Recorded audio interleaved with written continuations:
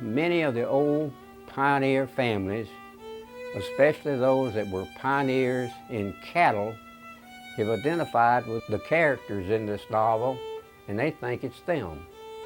And they'll call me on the phone and say, "Mr. Smith, I want to thank you for writing that book about my family." And I always say, "Well, you're welcome. I was glad to do so."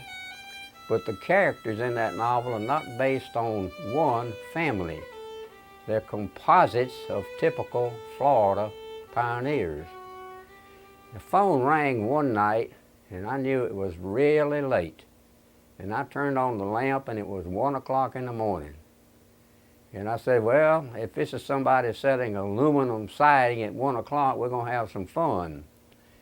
And I answered the phone, and it was a lady who lived out in the country from St. Cloud.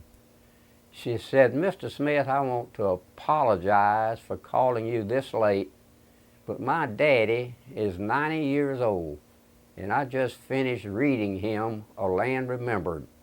Would you talk to him on the phone?" I said, "Yes, ma'am, put him on." The old fellow started talking. I didn't even really need a telephone. I didn't need Bell South. I could have heard him without a telephone from St. Cloud up to Merritt Island. He was talking real loud. And he said, "Mr. Smith, I want to thank you for putting my daddy's old homestead house in that book."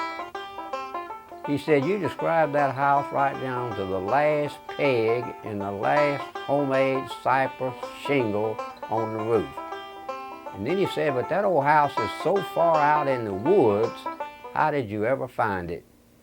And I said, "Well, I was down there in Osceola County one afternoon just walking around by myself in the woods, and I saw this old house and stopped and took a few notes. I'd never seen that man's house. Here again, that homestead house in that novel was just a typical Florida homestead house. But if it made some 90-year-old man happy that I had put his daddy's old house in the book, so be it. I never told him any different."